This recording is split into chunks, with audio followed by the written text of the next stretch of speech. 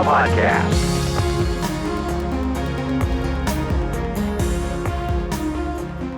Hello, NASA TV, Facebook Live, Ustream, wherever you are watching around the world.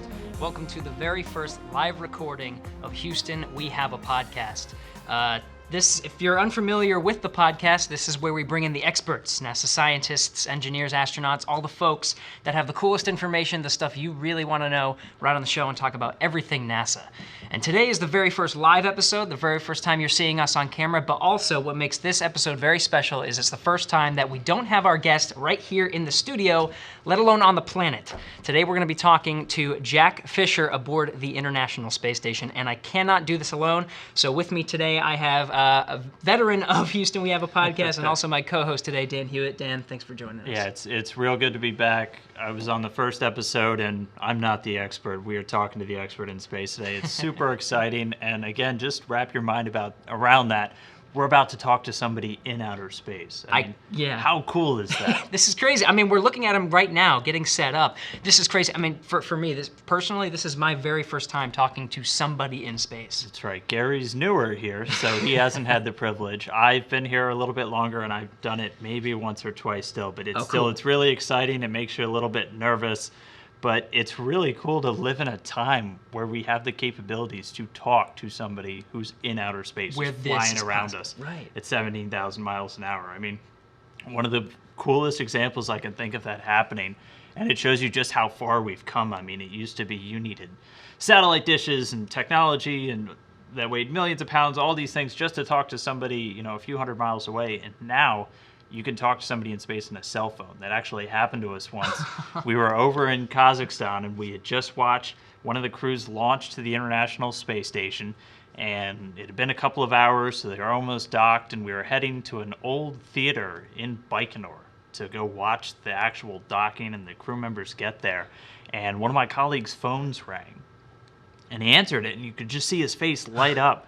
And it was just a real short conversation. Oh, yeah, no, that sounds great. Sounds cool. Yeah, we'll definitely use that. That was it. He hung up, and he said, that was the commander of the International Space Station. He just called me on my cell phone to tell me how he was setting up a camera to watch the crew members come on board. So, I mean, just that blew my mind because we were just in this remote part of the planet, and you can get a phone call from somebody in space. It's just so incredible that we're living in this time, and we're about to talk to somebody in space. And if you can't tell, I'm really excited, and I know Gary is too. Yeah, very, very true. It's just crazy. You could pick up a box, and then literally it is space calling. I've heard stories of all astronauts calling pizza joints and ordering pizza for a colleague whose birthday it was or something like that. It's just it's the most insane thing to think about. But okay, so today we're talking with somebody in space, Jack Fisher. Let's talk a little bit about him. Who is this guy? So Jack Fisher is one of the flight engineers for Expedition 52. He's been on board the International Space Station since April when he launched with the Russian cosmonaut Fyodor Yurchikhin.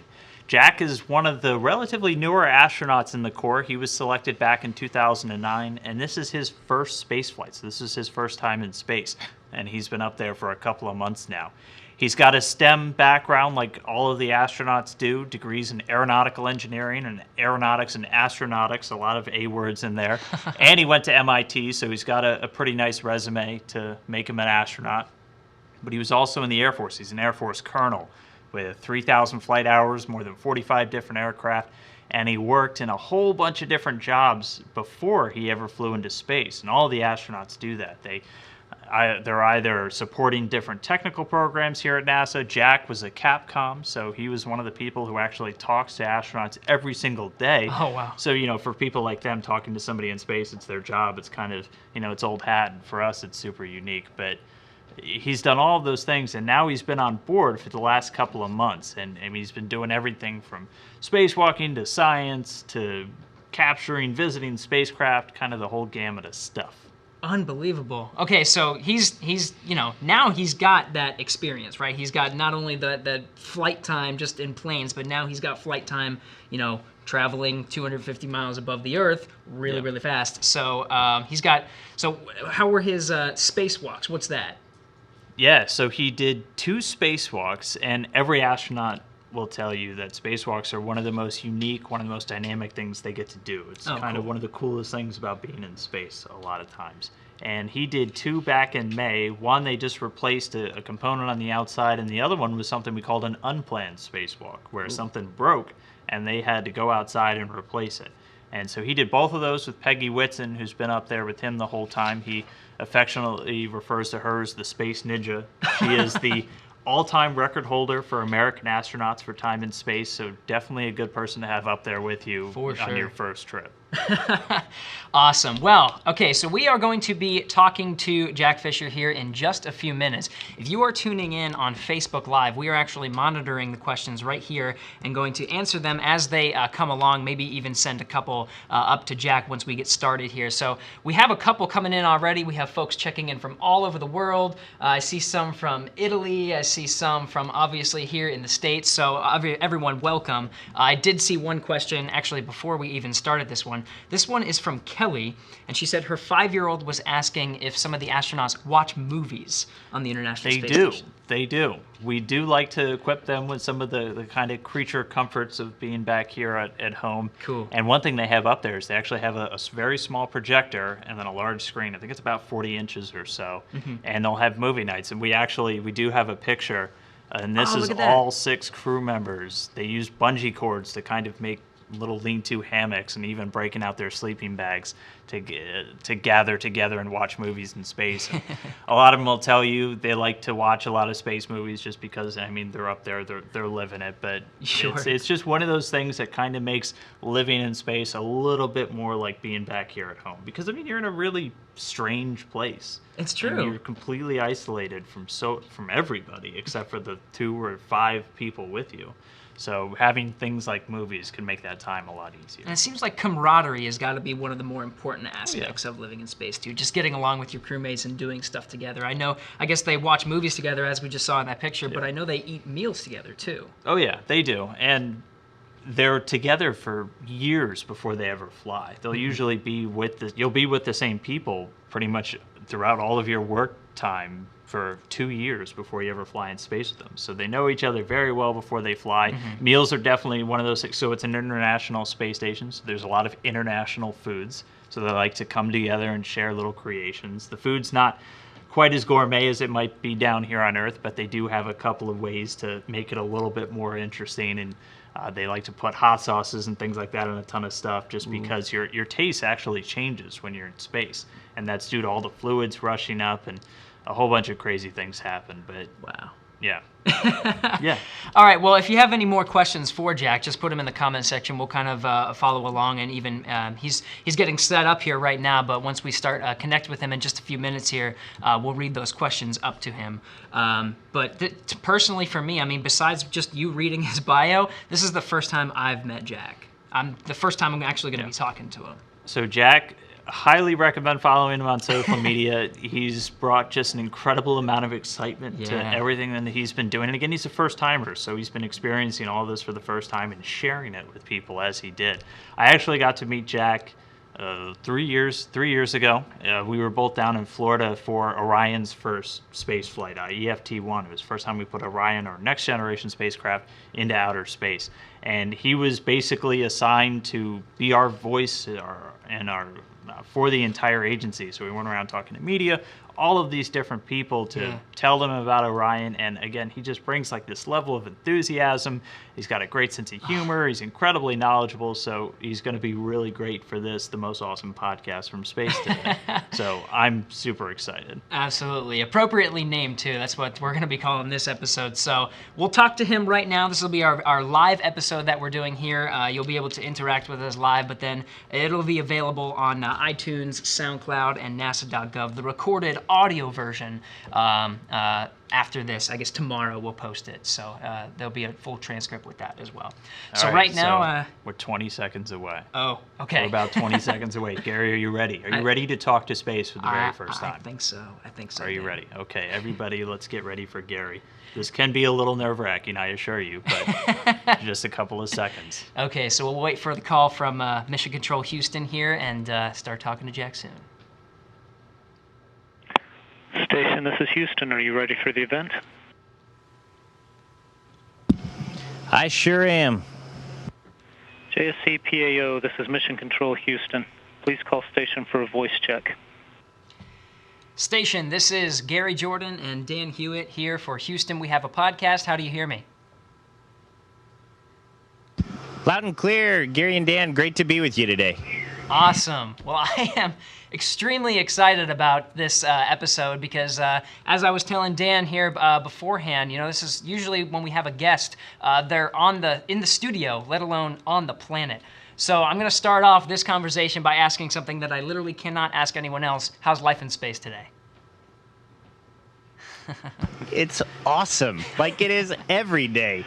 And what I was going to do, just because, it is your first guest from space, every single question, I'm going to go on a different, wall. So I'll be on the walls, I'll be on the ceiling. I'm gonna adjust orientation mid-interview at every question just because I can, and it's cool.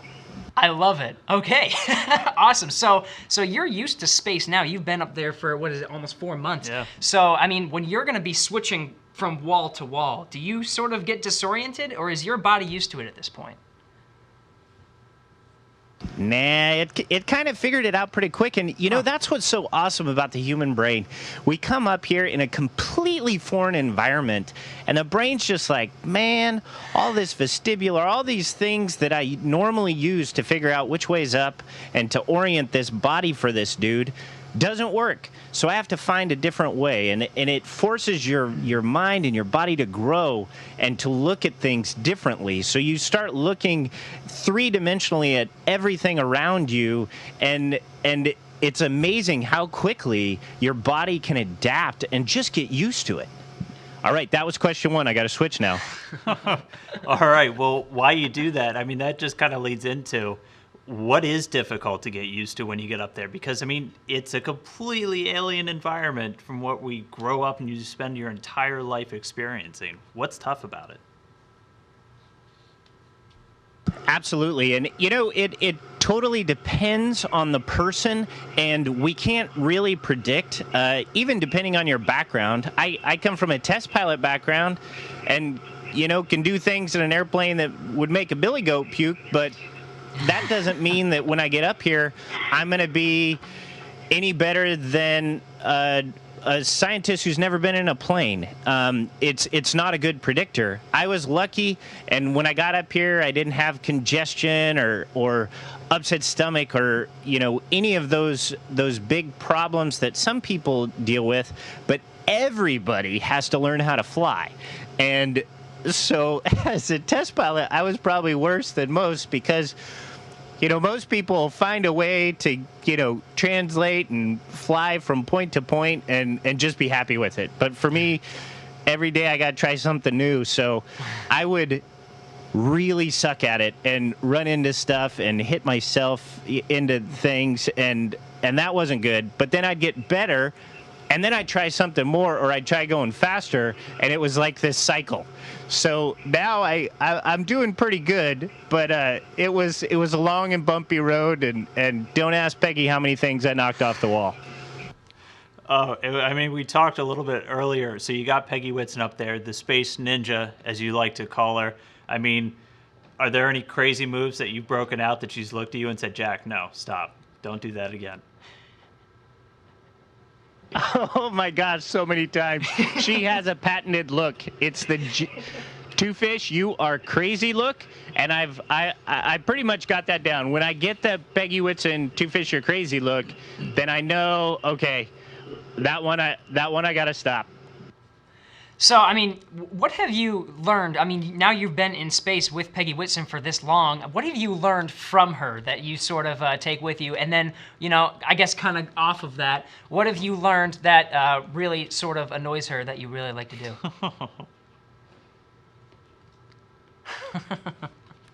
Well, we're like two peas in a pod. We Awesome. Give each other a hard time all the time, so we tease each other a bunch. We have a good time.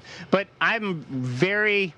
I just can't even say how lucky I am to have been on orbit with not only Peggy, but also Fyodor Yurchikhin, my commander and friend in the Soyuz and the commander of the station now. Those two have so much experience that I learn everything from them. They, not just the big stuff of how to organize your day and how to be efficient and those type of things, but even the little stuff. And I every time they're around, my eyes are wide open. You know, how is Peggy cutting her food packet? Because it's probably the best way, because she's done it quite a few times. So, you know, how is Fyodor holding his camera? What settings is he using for this task? It's to just watch them and just soak that in. Gosh, I am so lucky to have been up here with these two and just soak in all their goodness and knowledge.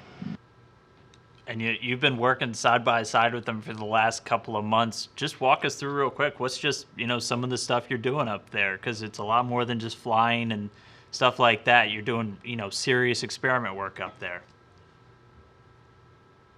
Oh, absolutely. The space station is just the most amazing world-class laboratory, floating around doing science all day, every day. We're doing science inside. We're doing science outside. Let me turn this off real quick. We're getting an echo, so I don't want you to hear me twice. That's way too much. So the space station, for example, when SpaceX 11 came up, it had 6 tons of science, mostly science on board, that then we had to bring on board, knock out that science, get it back on the SpaceX and back to Earth. That's the job of this place, is just rocking the science. We're doing not only stuff for human health and those type of sciences. There was a great experiment that Peggy was working on the other day with a new drug that actually targets cancer cells. We're growing lung cancer tissue, and it was doing some great work against the cancer. How cool would that be if we could crack the code of that horrible disease that, you know, even my daughter fell prey to? So not just those, we're looking just 10 feet from me is a machine called the ELF that's looking at new ways to create alloys that are lighter, that are stronger. I mean, this whole place, every square inch, is dedicated to either pure science or the systems that are going to keep us and those science experiments cranking away and getting great results back to Earth to help humanity, to make humanity better, and to enable us to explore and go further into the universe. That sounds incredible. I'm sure, I mean, besides all the science, you have a lot of, I guess, I don't know about a lot of chances, but you do have the chance to sort of look out the window and see the Earth go by. So we do have a Facebook question from Wissal. How do we look from orbit? I don't know if whenever you're taking pictures of the Earth, I don't know if you can zoom down and actually get so close that you can start to see people, or are you that far up? Well, we're pretty far up. If we had a bigger, lens, we could probably see you. But the bigger the lens, the smoother you have to be.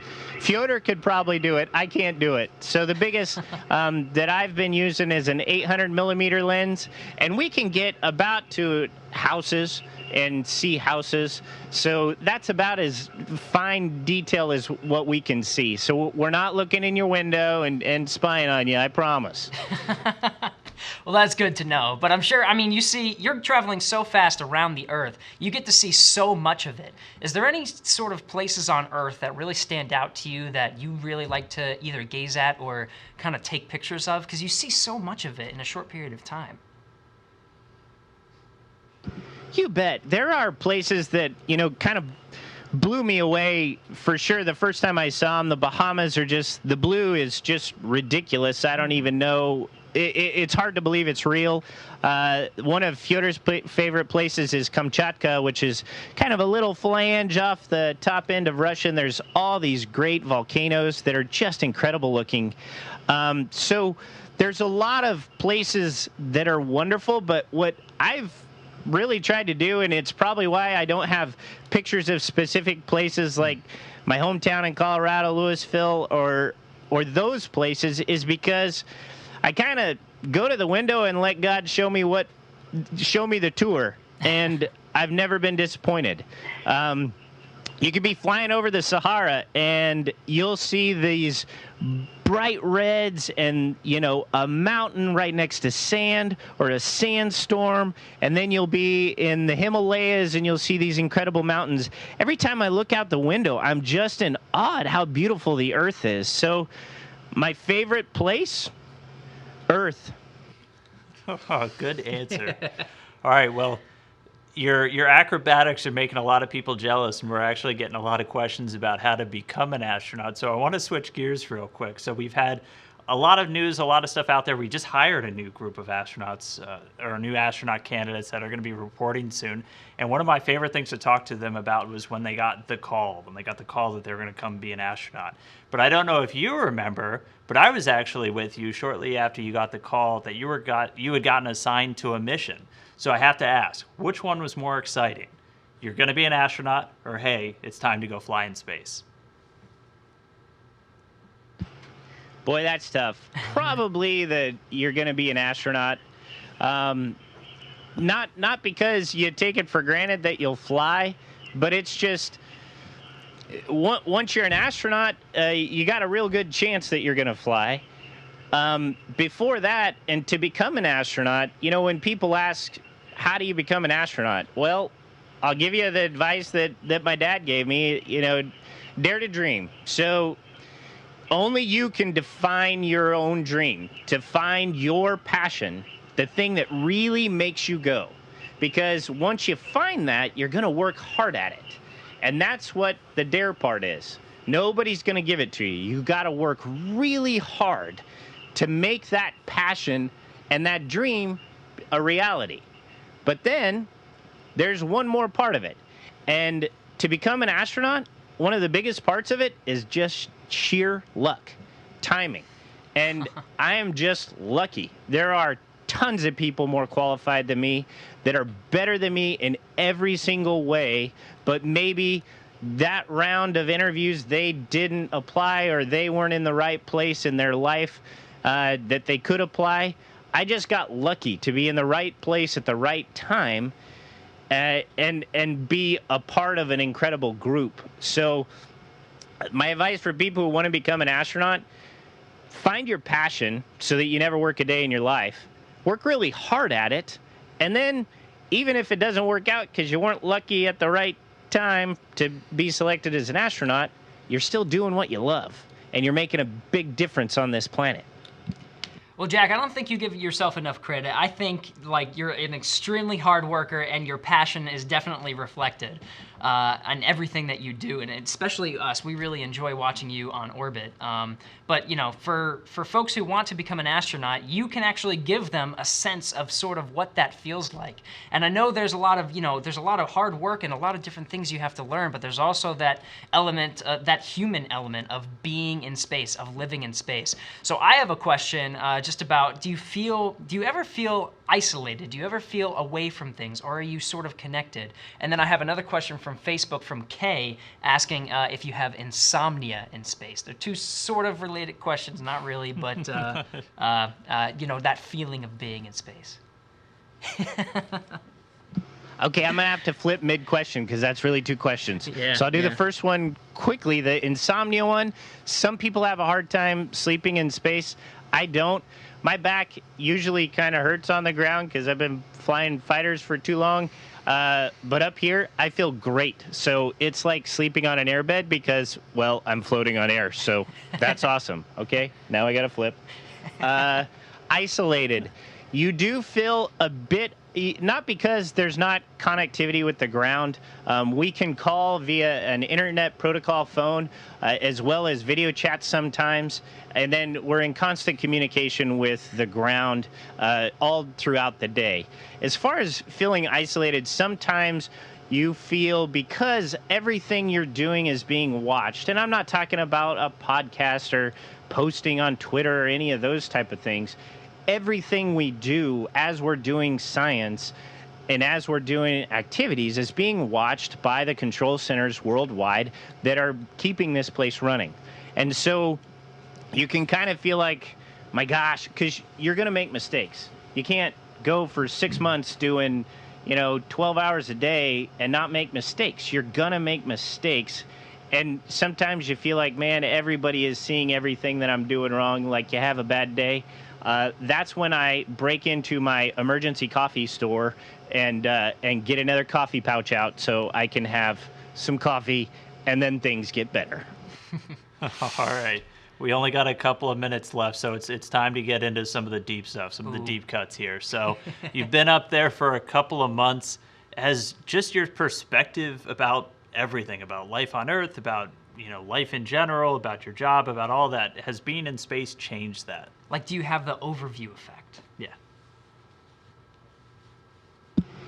You do, because you get to see the world in this totally different light, this world without borders, one shared experience for everybody, and the beauty and just that thin blue line that is so frail that holds all life. Your perspective has to grow and adapt and change to that.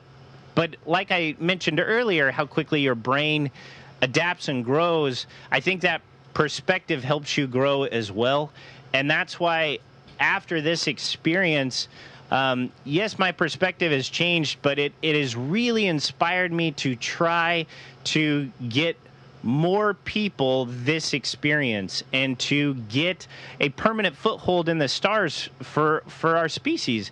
I think we're on the verge of that. And with Orion and SLS, our new huge rocket, we're taking steps towards that, as well as a commercial industry, a burgeoning commercial industry that's building the infrastructure for us to press further into the galaxy. So my perspective change is that I want to do everything I possibly can to help the human species, humanity as a whole, go further and grow and evolve like I know they're capable of.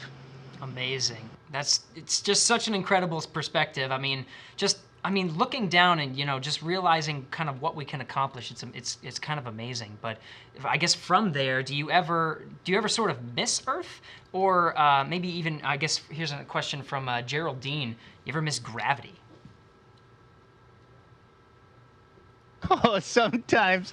The other day I was doing a task, and my wrench pops off the bolt, and it goes flying off, and I'm like, no big deal, it'll hit the wall, it'll come back to me. And I look over, and there's this gap above the rack, and it's like an inch. And that wrench decided, I'm going to turn, so I'm perfectly in line with that gap, and it went floating inside, and then it was behind the rack and lost forever. Probably in 2 years, somebody's going to be cleaning an air vent and go, oh, hey, look, a wrench, I wonder where that came from.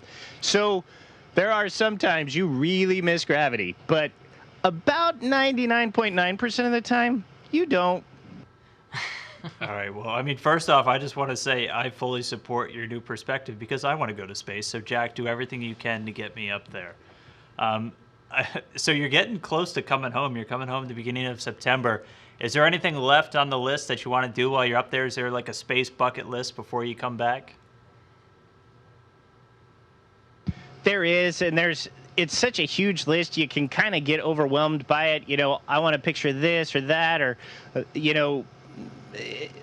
I made a list, and I said I'm not going to add anything else to it. So I'm almost through it as far as the stuff I want to take pictures of or record or grab, and then I'm going to take all my spare time and just go down and grab a window or whatever and sit there and soak it up and just enjoy it and take a mental image so that I can fuel that passion. And when I come back to try to talk to people and get them excited about space, there's a big old well of passion inside me because I just sat there and plugged into the inspiration bar in the cupola.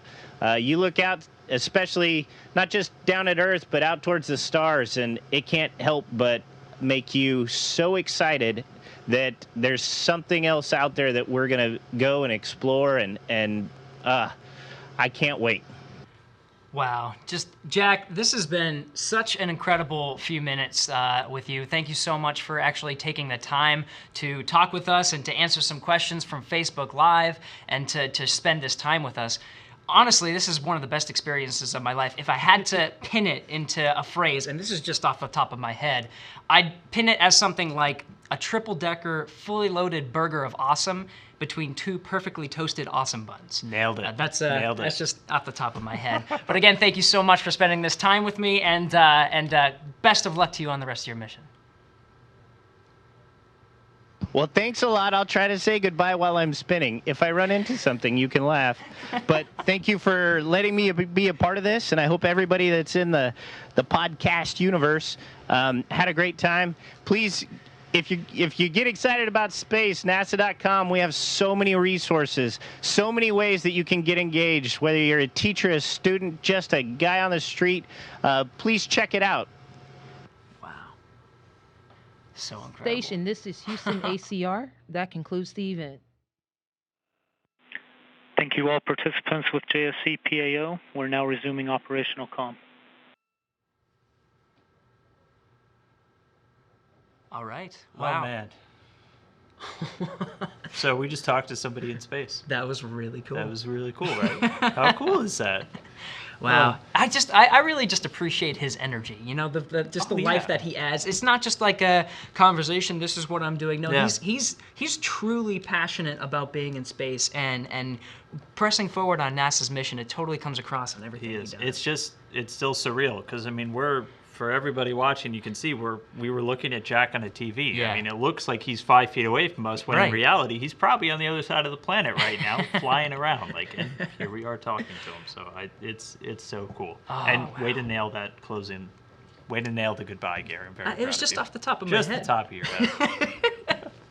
Awesome. Well, honestly, you can. So everything. Honestly, Jack is a really cool person to follow on social media. If you ever go on Facebook, Twitter, or Instagram, which you should, follow @Astro2Fish. That's his handle, right? He shares all these different photos of what he's doing, all the experiments he's doing, photos of Earth, and he's just super engaged in the mission. You can see everything he's doing there.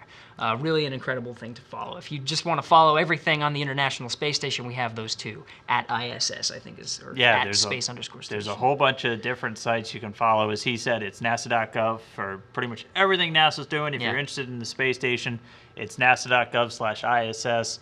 We're all across social media, Facebook, Twitter, and Instagram. Those names are all a little bit different, but it's all related to the space station. And we always like to get questions on everything. So use #AskNASA, and we'll get to as many as we can. And since I don't want to make Gary do his own shameless plug, Houston, we have a podcast. It's incredible. If you're ever wanting to go behind the scenes with the people that make human spaceflight happen, that's where you get it. You get the deep dives, you get the experts, you get the full thing, and I occasionally get to come in and do fun stuff like this. So it's true. We've talked to some really cool people so far. You being one of them, of course, Dan. I was the guinea pig. But we have talked to 3 astronauts so far. We have just Jack Fisher today, but also Randy Bresnik, who's up in space right now. And we also got to talk to Shane Kimbrough like 2 days after he landed, and he gave that whole experience. But then we talk about the science, we talk about space food. We got a lot more cool episodes coming up, so stay tuned. You can find all of those on iTunes, SoundCloud, and NASA.gov, like Dan said. So I think that's going to wrap up, unless there's any more questions. Well, I'm sure there's a lot of questions, but we'll save those for... Actually, you could tweet @Astro2Fish. He might answer a couple of those for you. Awesome. Well, thank you so much for tuning in today for the first live recording of Houston We Have a Podcast. That'll do it for us here, and hope you keep listening to us in the future. If you have any suggestions on what we should put on the show, put it in the comments or use the #AskNASA. Thanks so much. Houston, go ahead. Stop of the space shuttle. Roger, 0G, and I feel The shuttle has cleared the tower. became indeed for all mankind. It's actually a huge honor to break a record like this. Not because they are easy, but because they are hard. Never Houston. Welcome to space. Subscribe for more space.